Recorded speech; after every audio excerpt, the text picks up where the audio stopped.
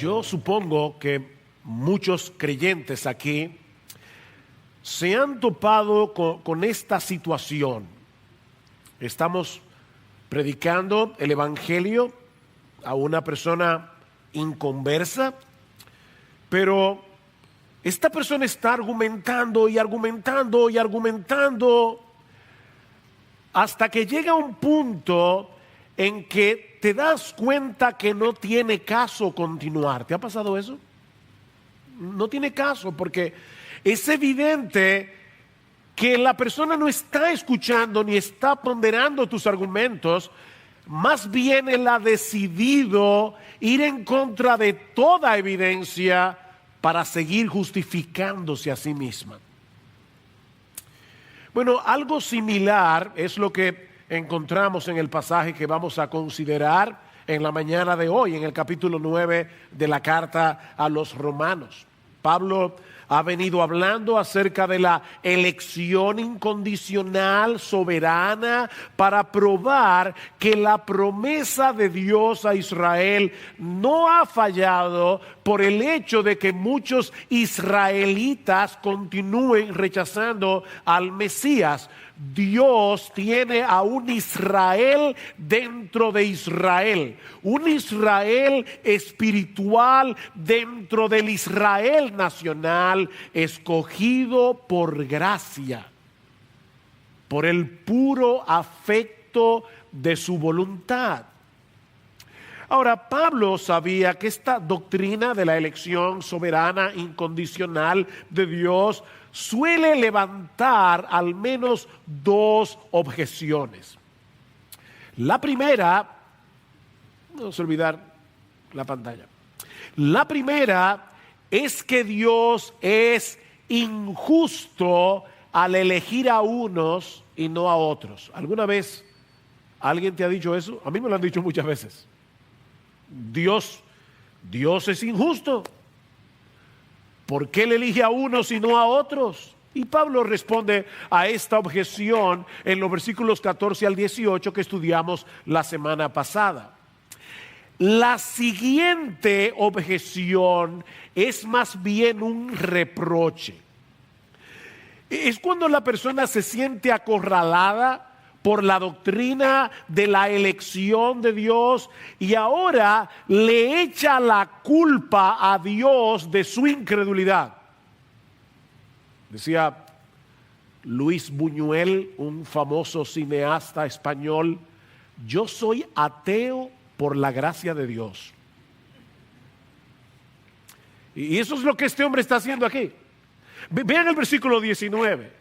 Me dirás entonces, aquí está la objeción, ¿por qué pues todavía reprocha a Dios? Porque ¿quién resiste a su voluntad? La Nueva Versión Internacional lo traduce de esta manera. Pero tú me dirás entonces, ¿por qué todavía nos echa la culpa a Dios? ¿Por qué Dios me trata como culpable?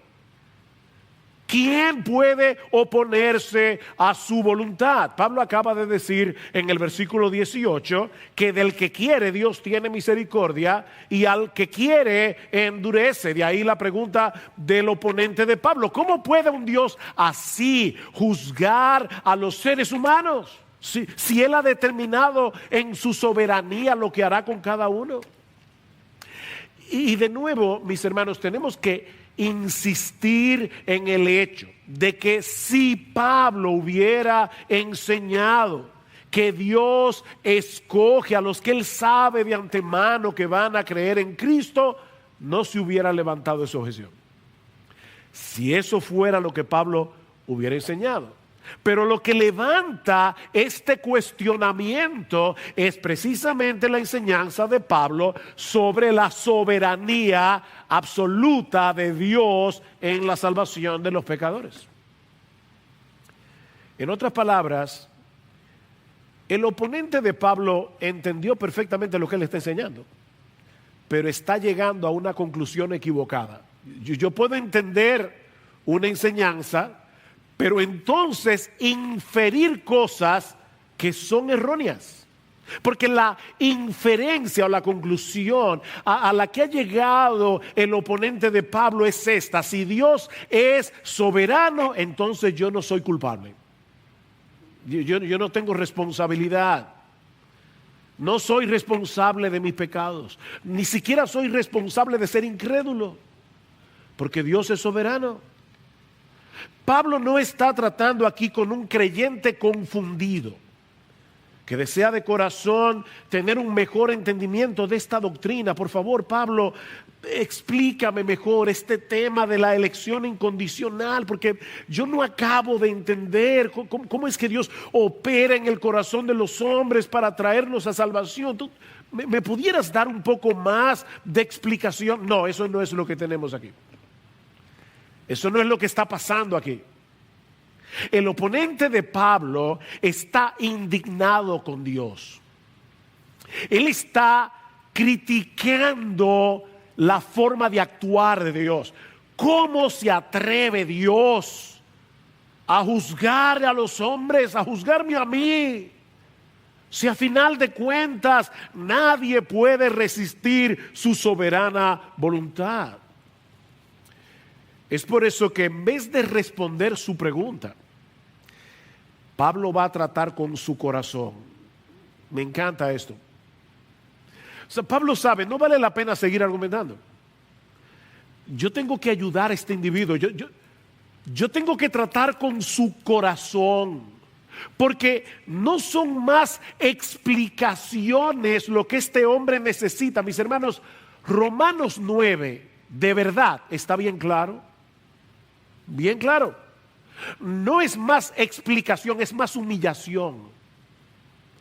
Más humillación delante del Dios del cielo. Así que lo primero que hace Pablo en este pasaje es hacerle ver a su oponente y de paso a todos nosotros la distancia infinita que hay entre Dios y sus criaturas. Vean el versículo 20.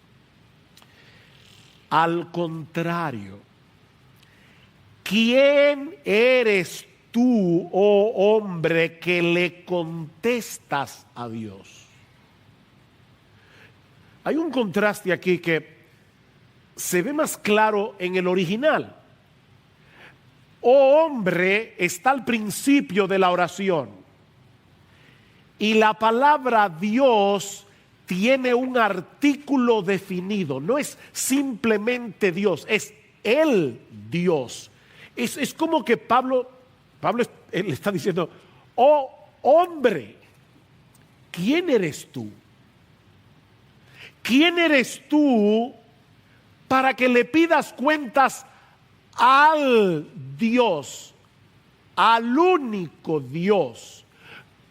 Pablo le está diciendo: mira, mi amigo, hay un solo Dios y no eres tú. Hay un solo Dios y no eres tú.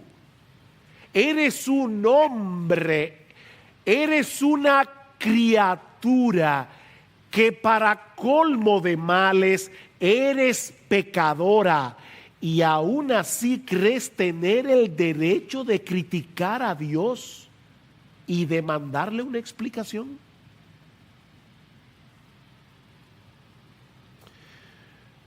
Y Pablo le va a decir: ¿dirá acaso el objeto modelado al que lo modela: ¿por qué me hiciste así? Ahora, la idea detrás de esta comparación que Pablo está usando aquí no es que el hombre sea un objeto inerte como una masa de barro en la mano del alfarero. No, el hombre posee una voluntad racional porque fuimos creados a imagen y semejanza de Dios. Nosotros tenemos intelecto, tenemos voluntad, tenemos emociones. Lo que Pablo quiere hacernos ver con esta comparación es cuán absurda es la actitud de una criatura que se atreve a criticar a su hacedor. Eso es tan absurdo como imaginar a una masa de barro criticando al alfarero por lo que él ha decidido hacer con ella. Esta era una ilustración muy conocida para los judíos, porque aparece varias veces en el Antiguo Testamento. Por ejemplo, en Isaías capítulo 29, versículo 16, Dios le dice a su pueblo: ay de los que van muy hondo para esconder sus planes al Señor y realizan sus obras en tinieblas y dicen: ¿quién nos ve o quién nos conoce? ¡Qué equivocación la vuestra! ¿Es acaso el alfarero como el barro, para que lo que esté hecho diga a su hacedor: él no me hizo? ¿O lo que está formado diga al que lo formó: él no tiene entendimiento? ¿Ustedes creen que el alfarero que está haciendo su taza no conoce la taza bien? Él la hizo. Es la misma idea que encontramos en Jeremías 18.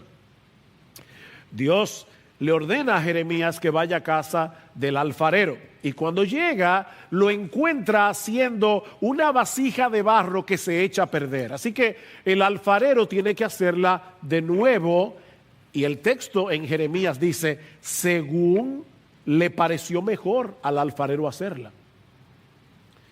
Y entonces Dios le dice a Jeremías: ¿no puedo yo hacer con vosotros, casa de Israel, lo mismo que este alfarero? Declara el Señor. He aquí como el barro en manos del alfarero, así sois vosotros en mi mano, casa de Israel.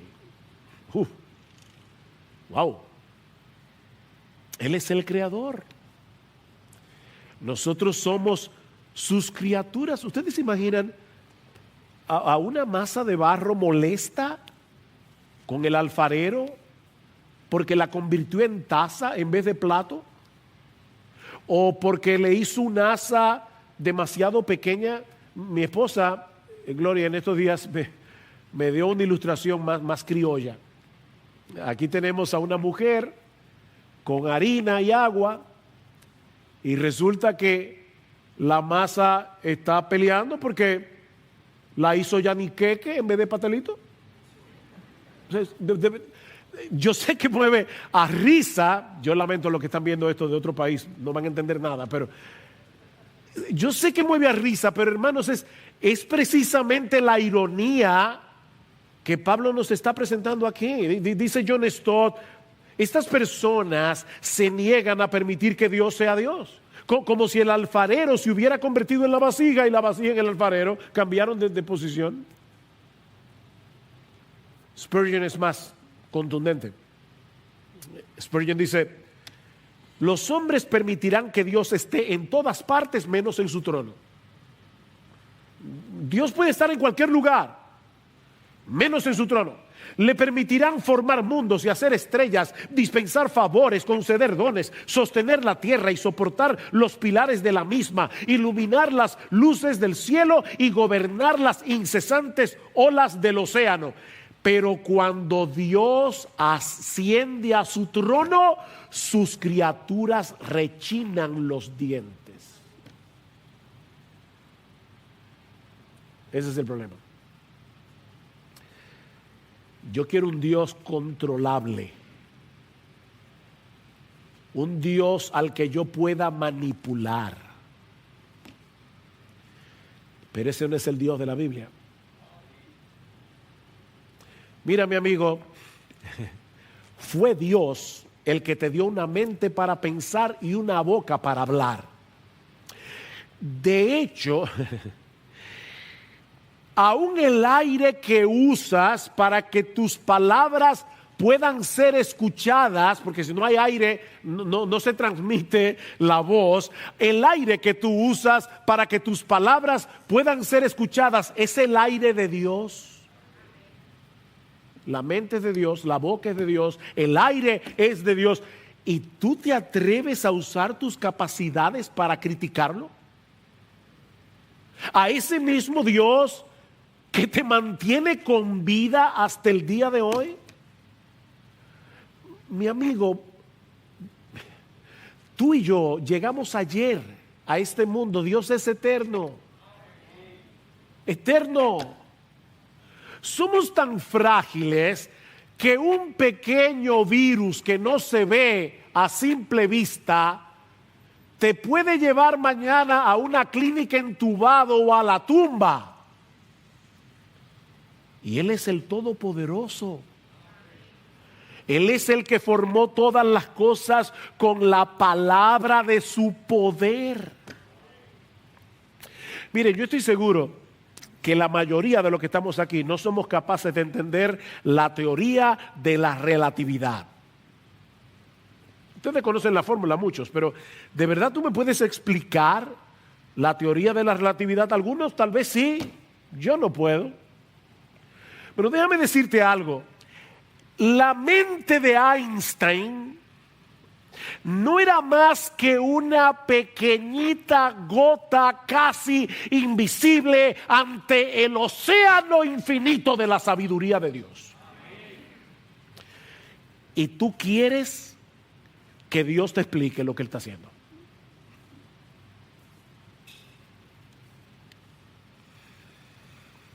Aquí tenemos a este hombre con un entendimiento entenebrecido y distorsionado por causa del pecado, desafiando y criticando a Dios por su gestión gubernamental y demandándole una explicación. ¿Cómo es eso de que tú eres soberano y que yo soy responsable? Explícame eso. O tú pretendes que yo crea en ti sin que tú me des una explicación. Wow. Miren, mis hermanos y amigos que están aquí en esta mañana y que nos están viendo por la internet, nosotros no podemos entender siquiera cómo es que nuestros propios deseos operan en nuestro interior y cómo mueven nuestra voluntad. Tú no te entiendes a ti mismo, de verdad. Yo no entiendo cómo es que yo opero. No, yo sé que yo deseo cosas, pero yo no sé cómo es que los deseos operan en mi corazón, cómo mueven mi voluntad para que yo quiera una cosa en vez de la otra.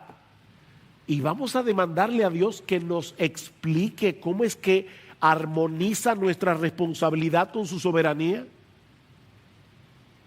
¿De verdad tú crees que si Dios te explicara eso, tú lo vas a entender?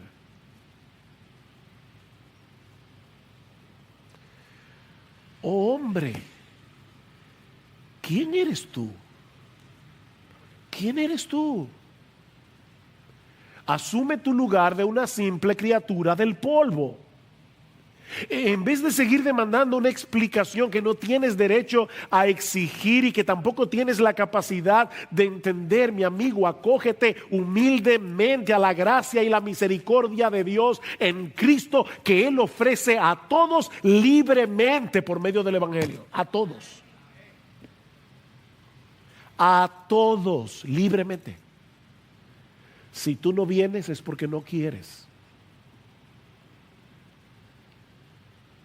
Pero Pablo no solo le hace ver a este hombre que hay una distancia infinita entre nosotros y Dios, sino también que Dios tiene el derecho y la autoridad de dispensar su justicia y su misericordia como Él quiera. Para eso es Dios. Vean otra vez versículo 20 y 21. Al contrario, ¿quién eres tú, hombre, que le contestas a Dios? ¿Dirá acaso el objeto modelado al que lo modela, ¿por qué me hiciste así? ¿O no tiene el alfarero derecho, potestad sobre el barro, de hacer de la misma masa un vaso para uso honorable y otro para uso ordinario? Yo creo que aquí la Reina Valera del 60 es mucho más precisa en la traducción. ¿O no tiene potestad el alfarero sobre el barro para hacer de la misma masa un vaso para honra y otro para deshonra? Aquí tenemos al alfarero teniendo en sus manos una masa de barro dañada por el pecado. Eso es importante, mis hermanos. No lo olvides. toda la masa está dañada. Pero él decide hacer de esa misma masa un vaso para honra y otro para deshonra. Él no está actuando con injusticia, como ya Pablo ha demostrado en los versículos 14 al 18, porque toda la masa merece ser destruida en el infierno, toda la masa entera. Mira, mi amigo, lo sorprendente no es que Dios haya decidido tratar con justicia a una humanidad pecadora, sino que haya decidido hacer de esa misma masa vasos para honra. Es la misericordia de Dios y no la justicia lo que debería dejarnos boquiabiertos. La justicia de Dios es entendible. Lo que no es entendible es su misericordia. Sobre todo si tomamos en cuenta lo que Pablo ha dicho anteriormente en los capítulos 1 al 3 de Romanos sobre la culpabilidad del hombre. Yo sé que hace mucho tiempo que nosotros pasamos por esa sección de la carta, pero mis hermanos, no olviden que la carta a los romanos, voy a decir algo aquí como yo suelo decir a veces bien profundo, la carta a los romanos es una carta. ¿Y cómo tú lees una carta? Tú no lees un párrafo hoy, otro párrafo mañana y otro párrafo el mes que viene. Tú la lees de un tirón. Así que los miembros de la iglesia en Roma leyeron esta carta de una sentada de principio a fin. Así que lo que a nosotros nos ha tomado meses, a ellos le tomó 20 minutos, 25 minutos. Hace 20 minutos que ellos pasaron por Romanos 1, 2 y 3. Y en esos primeros capítulos de Romanos, de hecho, solo para que sepan, la carta entera a los romanos dura 55 minutos leído pausadamente. 55 minutos. Entera, los 17 capítulos.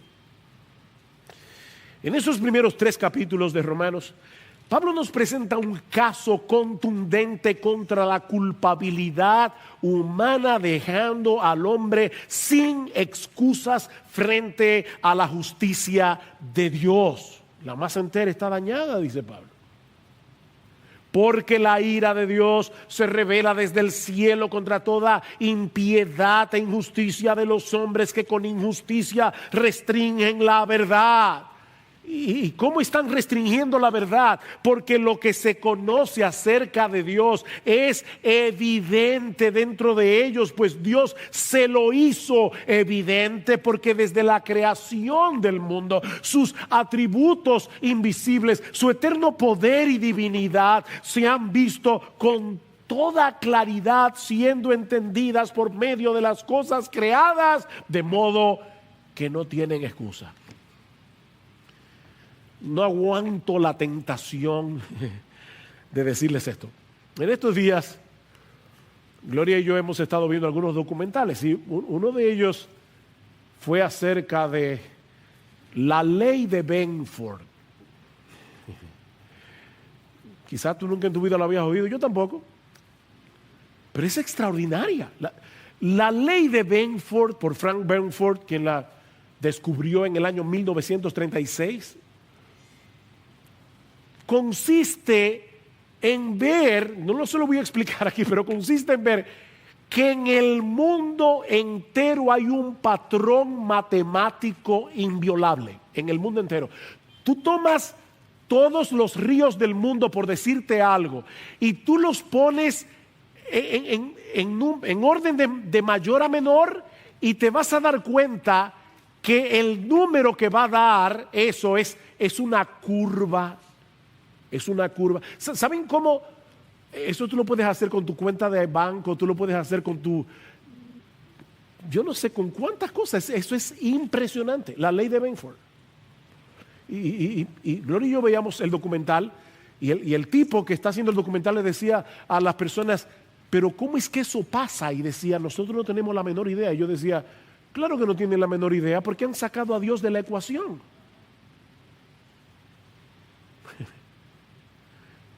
Decía Isaac Newton, Dios geometriza. Dios ha hecho un mundo matemático. ¿Saben para qué?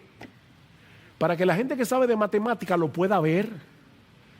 Pero ellos se niegan a ver lo que es evidente. Y Pablo dice, no tienen excusa. No tienen excusa, pues aunque conocían a Dios, no le honraron como a Dios, ni le dieron gracias, sino que se hicieron vanos en sus razonamientos y su necio corazón fue entenebrecido. Profesando ser sabios, se hicieron necios, dice Pablo. Duras palabras. Y más adelante en Romanos capítulo 3, versículo 19, Pablo va a decir, para que toda boca se calle y todo el mundo se ha hecho responsable ante Dios. ¿Ven? Responsable. Somos moralmente responsables. No somos títeres, no somos robots. Dios es soberano, el hombre es responsable. El hecho de que nuestra mente finita sea incapaz de armonizar ambas cosas no elimina nuestra culpabilidad. De manera que Dios está en su pleno derecho de manifestar su gloria, otorgándole misericordia al que Él quiere y tratando con justicia a los demás. Él tiene derecho. Ese es el argumento de Pablo en los versículos 22 al 24. Y una vez más, voy a citar la Reina Valera porque creo que va a ayudar a ver el flujo de pensamiento. Dice el apóstol Pablo, versículo 22, Reina Valera, y que si Dios, queriendo mostrar su ira y hacer notorio su poder, soportó con mucha paciencia los vasos de ira preparados para destrucción, y para hacer notorias las riquezas de su gracia, las mostró para con los vasos de misericordia que Él preparó de antemano para gloria, a los cuales también ha llamado, esto es, a nosotros, no solo de los judíos, sino también de los gentiles.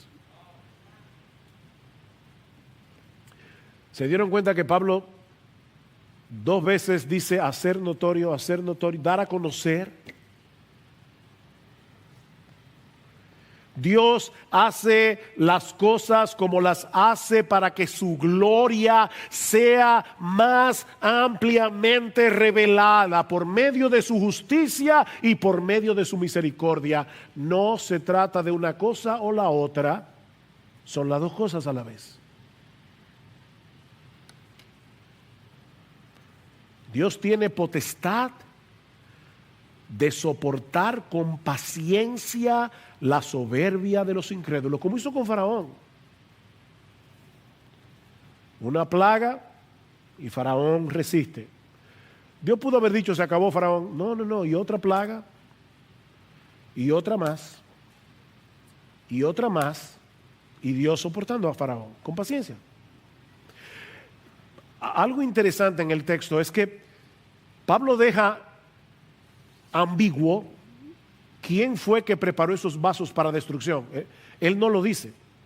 Y de hecho, la voz del verbo que Pablo usa aquí en el original puede ser traducida como una voz media, de manera que es probable que lo que Pablo está diciendo es que esas personas escogieron su curso de acción.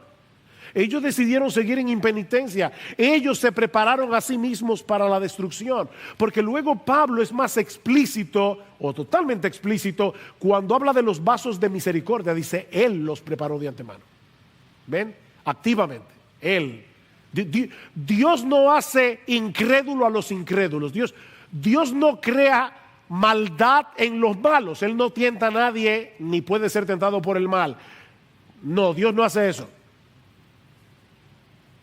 El malo es malo porque le da la gana ser malo, porque esa es su naturaleza. Somos pecadores. Es una misma masa dañada, ¿ven? Pero tarde o temprano, Dios tiene paciencia. Wow, yo pienso en mí mismo, de verdad. ¿Cuántas veces siendo un adolescente en mi arrogancia yo me burlé de Dios? ¿Cuántas veces? ¿Cuántas veces comencé teorías y leí el origen de las especies de Darwin y ya yo creía que era un experto en evolución? Un muchachito de 17 años y ya yo creo que soy un experto. Y Dios, esperando con paciencia, para luego decirme un día: su gel se acabó, vive. ¡Oh, wow! ¡Oh, wow! Este libro es verdad. No, yo no vengo del mono. Me hizo Dios. Gloria al Señor. Su mano me formó. ¡Cuánta paciencia! Así que, mi amigo, tú solo tienes una opción, y es humillarte ante Dios y clamar por misericordia, porque Él es justo, pero también es misericordioso. Las dos cosas. Yo no sé cuántas veces yo he escuchado esta frase, y estoy seguro que tú también: mi Dios es un Dios de amor, y Él no va a condenar a nadie. ¿Han oído eso? Si me dieran $1 por cada vez que yo oigo esa frase, tendría un dinerito. Mi Dios es un Dios de amor. Sí, es verdad. Él es un Dios de amor, pero es también un Dios de justicia. Mira, un Dios que solo tiene amor, pero no tiene justicia, no es el verdadero Dios, es una caricatura de Dios. Ese no es el verdadero Dios. De hecho, si no entendemos su justicia y su ira contra el pecado, tampoco vamos a poder entender la magnitud de su amor y de su misericordia.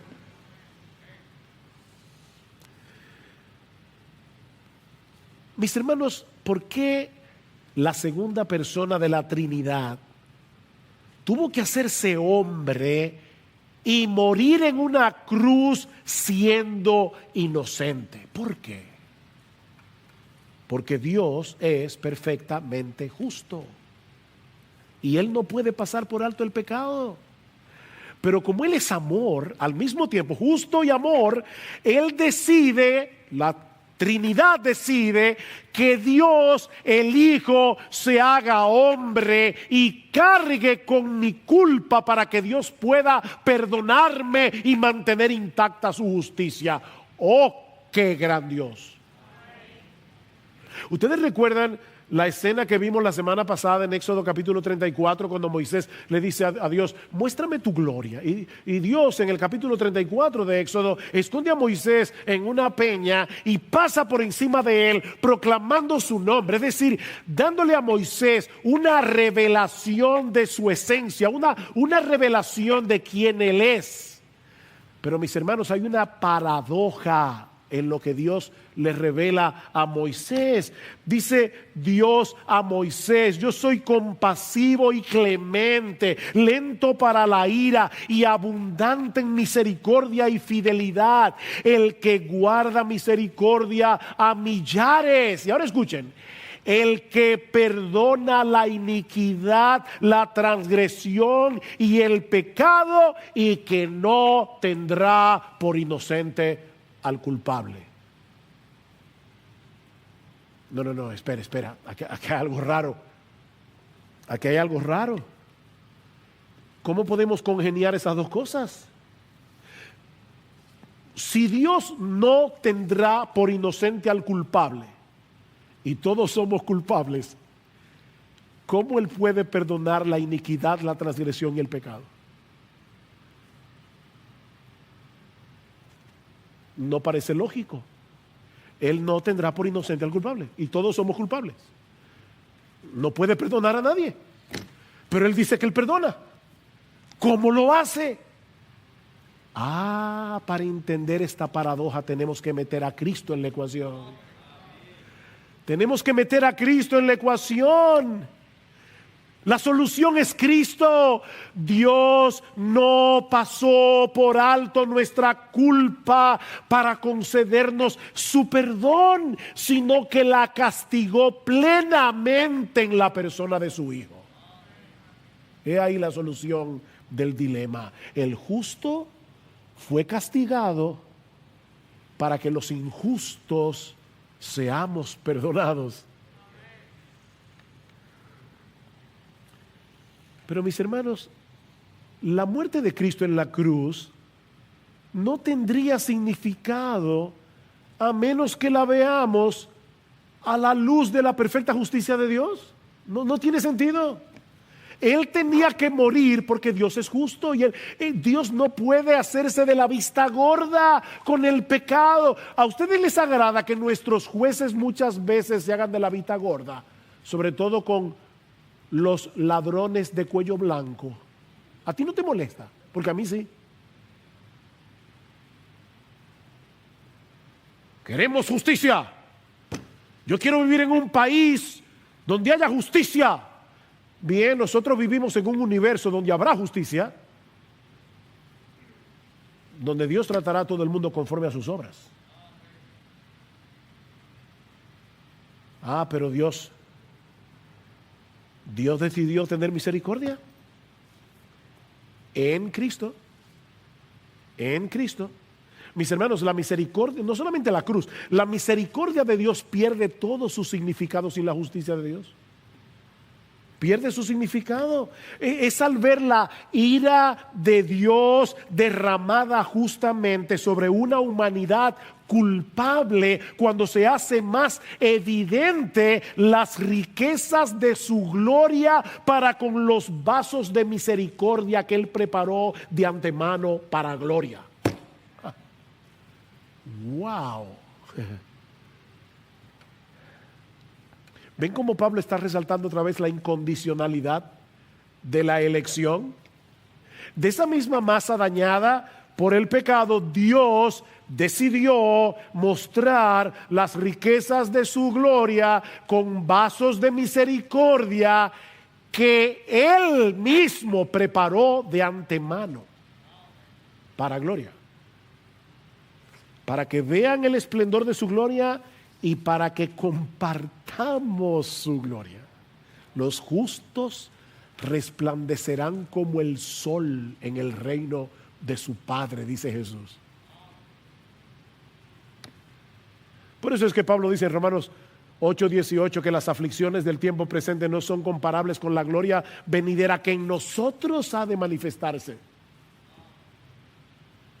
Vasos de misericordia. Wow, mi hermano, ¿tú has pensado en ti de esa manera? Yo soy un vaso de misericordia, rebosando de misericordia. Y fui preparado para gloria.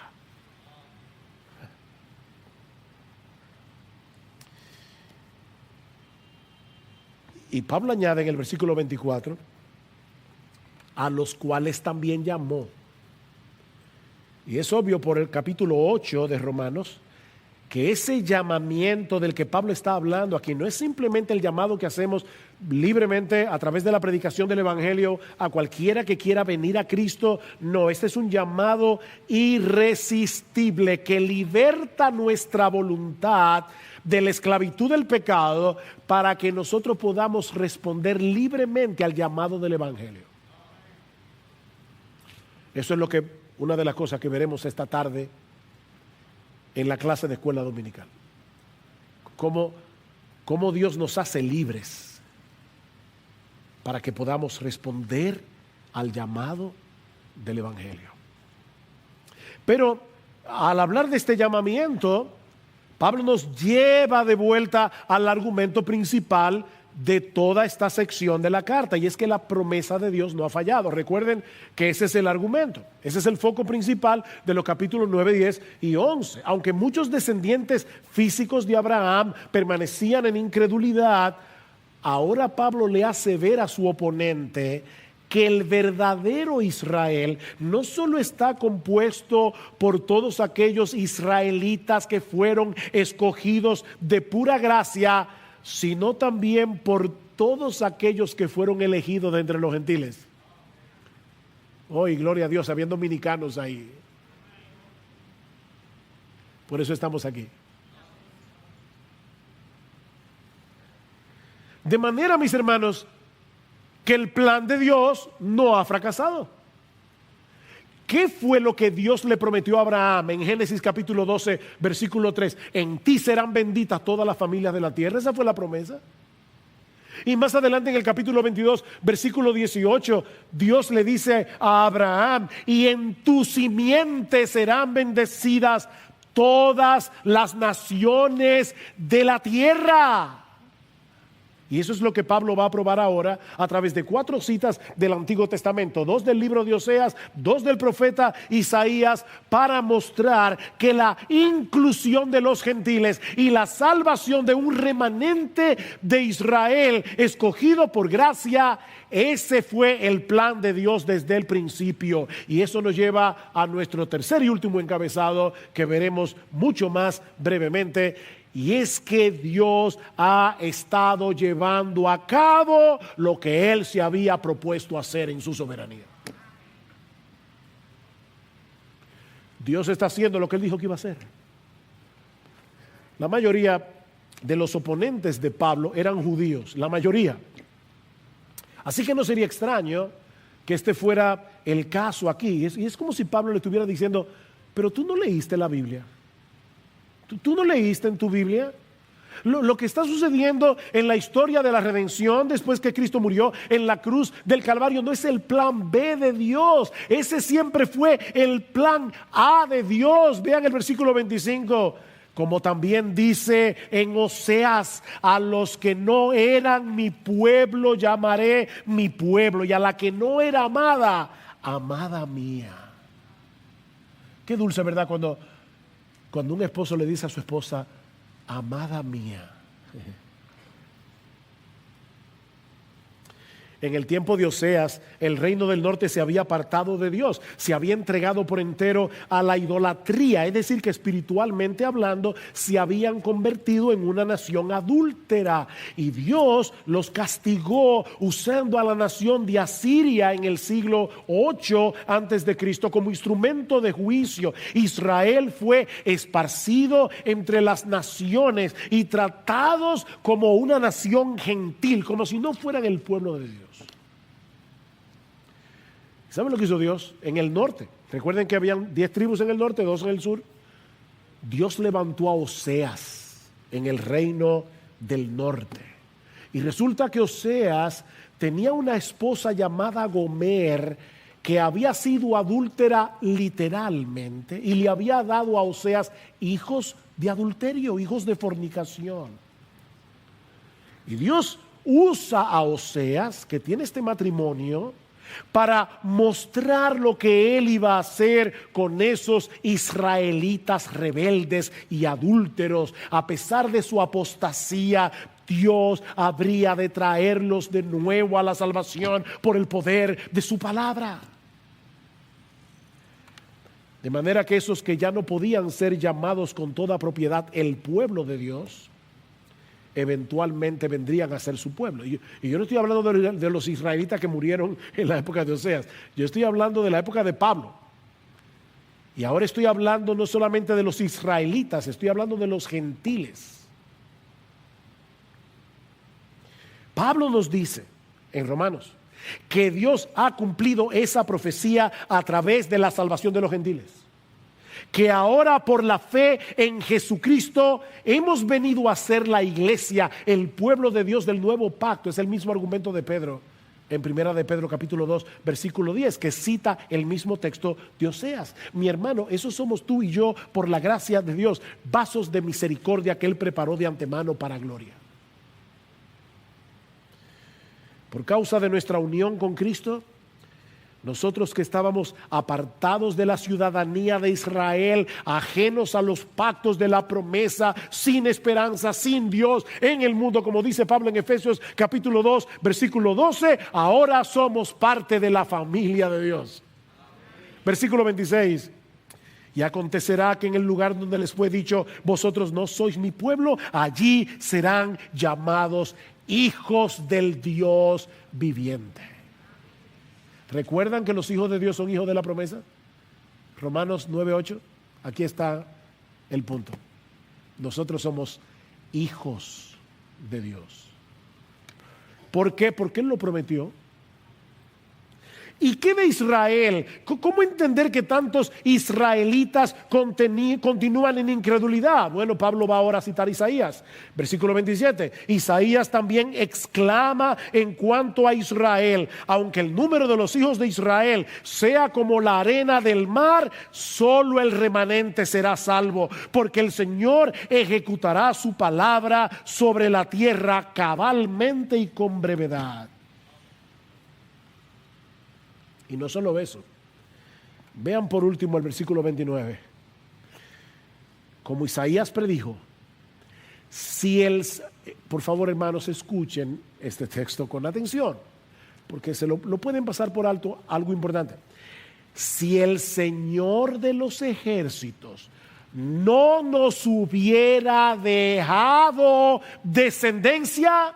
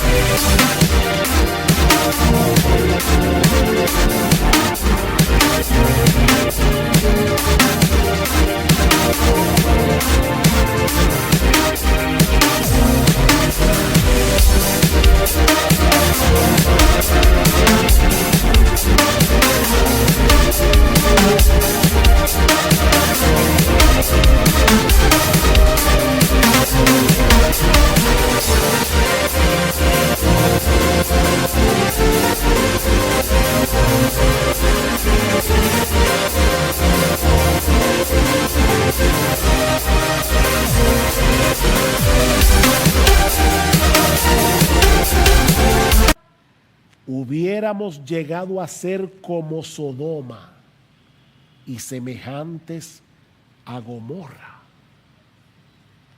¿Saben lo que está diciendo Pablo aquí? Dejados a la inclinación natural de sus corazones, la nación de Israel habría llegado a ser tan perversa como Sodoma y Gomorra, pero Dios decidió soberanamente dejar una descendencia. ¿Ven otra vez la elección? Dios dejó una descendencia, un remanente escogido por gracia. Eso es lo que Pablo va a decir en Romanos capítulo 11, versículo 5. Y de la misma manera también ha quedado en el tiempo presente, dice Pablo en su época, un remanente conforme a la elección de la gracia de Dios. Un remanente escogido. De manera que la promesa de Dios no ha fracasado. Él ha estado llevando a cabo lo que desde el principio se había propuesto hacer en su soberanía: salvar a judíos y a gentiles escogidos por gracia por medio de la obra redentora de nuestro Señor Jesucristo. No, Dios nunca fracasa. Dios nunca fracasa. Mis hermanos, ¿qué aprendemos de este pasaje? ¿Qué aprendemos de este pasaje? Bueno, en primer lugar, que en vez de tratar de defender a Dios, esa es la tentación que nosotros tenemos, la tentación de defender a Dios, suavizando ciertas doctrinas de la Biblia que pueden ofender a los incrédulos. Oh no, mis hermanos, más bien debemos mostrarles la grandeza, la majestad y la santidad de Dios, para que ellos puedan ver su pequeñez y su pecado y vengan delante de Él humillados, clamando por misericordia. Mis hermanos, Pablo está lidiando con el corazón de este hombre. ¿Saben para qué? Para que se humille y encuentre salvación en Cristo. Mi hermano, no defiendas a Dios. Él no necesita que tú lo defiendas. No suavices la Biblia. No domestiques a Dios para que sea menos ofensivo al incrédulo. Él es Dios.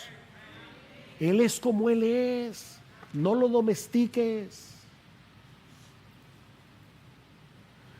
Oh, pero aprendemos también en segundo lugar que en vez de preguntarnos por qué Dios salva a unos y no a otros, más bien deberíamos preguntarnos por qué Dios estuvo dispuesto a salvar a sus criaturas rebeldes a través de un sacrificio tan costoso. Esa es la pregunta. Miren, el ejército de Estados Unidos gasta mucho dinero en defensa, mucho dinero.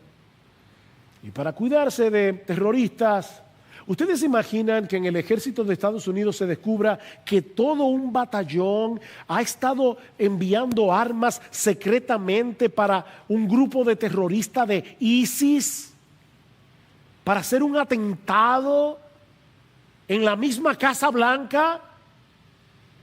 ¿Qué pasaría con ese batallón? Corte marcial. Son unos traidores.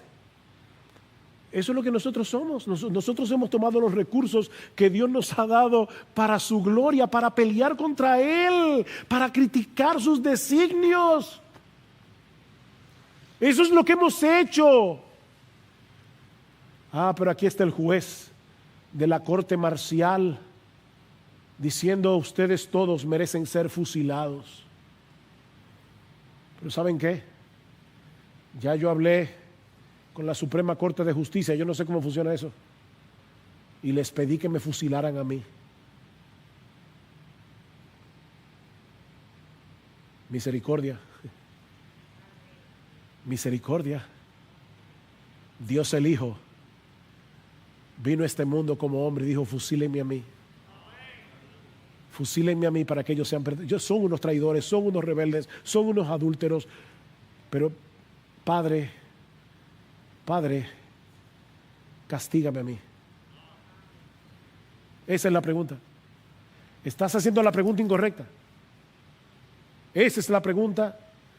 Mis hermanos, si somos creyentes, deberíamos caer postrados y en gratitud adorar a nuestro Dios por su misericordia. Oh, ¿por qué a mí, Señor? ¿Por qué a mí? Yo estaba hecho de esa misma masa. Como uno de nuestros himnos que cantamos dice: ¿por qué, Señor? ¿Por qué será que me invitaste a mí? ¿Por qué me hiciste oír tu voz y entrar y ver tu bondad? ¿Por qué, Señor? Pues el mismo amor que el manjar sirvió dulcemente a entrar me llevó, si no, en mi pecado aún habría estado yo. ¿Por qué, Señor? Qué consuelo, ¿verdad? Saber que fuimos preparados de antemano para ser vasos de misericordia. La misericordia nos rodea. Dios nos preparó, la masa dañada, Dios nos preparó como una taza grande que Él va a colmar de sus bondades y de sus misericordias. Y al final veremos su gloria.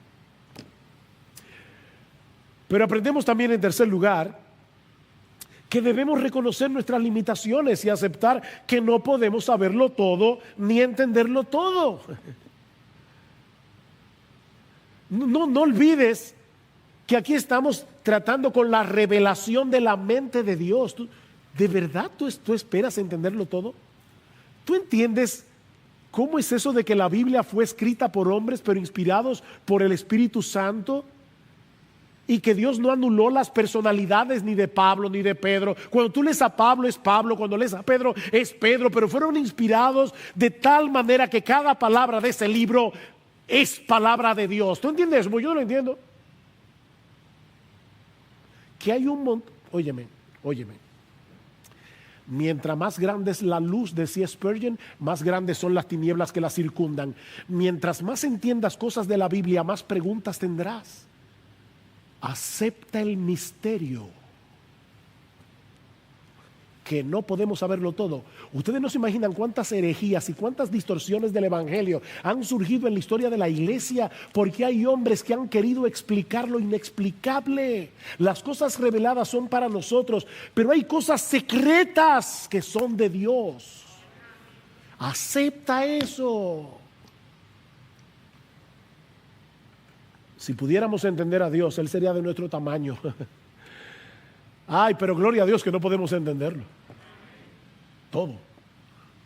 En quinto lugar, aprendemos también que no debemos aislar la soberanía de Dios del resto de sus atributos. No, no hagas eso. Sí, nuestro Dios es soberano, pero Él también es justo y misericordioso.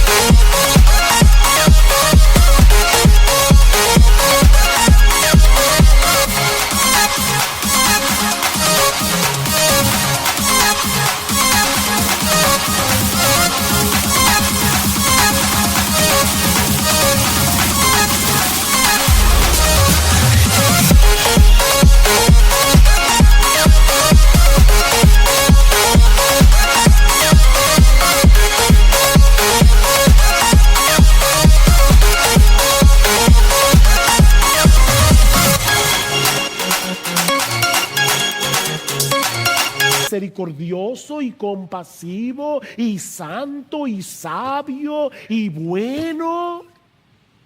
Y así podremos continuar enumerando un atributo tras otro que no se encuentran en Romanos 9.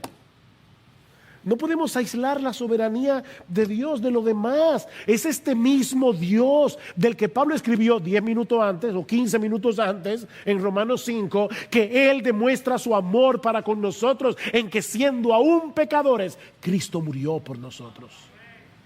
Cristo murió. Y si tú estás aquí sin Cristo, mi amigo, recuerda que no es tu responsabilidad averiguar si tú fuiste incluido o no en el grupo de los elegidos. Esa no es tu responsabilidad. Todo aquel que venga a Cristo en arrepentimiento y fe será recibido, porque eso es lo que Dios prometió. Vengan todos los que están trabajados y cargados, decía Spurgeon. Ningún alma que está en el infierno podrá decir: yo fui a Cristo y Él me rechazó. Ni una sola. El que a mí viene yo no lo echo fuera. Oh, mi amigo, no mantengas esa actitud de hostilidad hacia el Dios del cielo, porque no te irá bien. Si tú sabes que eres pecador, si tú sabes que Cristo murió en la cruz para pagar nuestra deuda con la justicia de Dios, si tú sabes que lo único que Dios demanda de ti es que pongas toda tu confianza en Jesús y en su obra de redención, mi amigo, no es más información lo que tú necesitas, es humillación. No es más información. Ven. Clamando por misericordia, ven. Y misericordia te será concedida, porque ese Dios absolutamente soberano no puede negarse a sí mismo. Él no puede hacer eso. Y Él ha prometido poner en nuestra cuenta la justicia perfecta de su Hijo y perdonar todos nuestros pecados y darnos el don de la vida eterna únicamente por medio de la fe. Ven y serás recibido.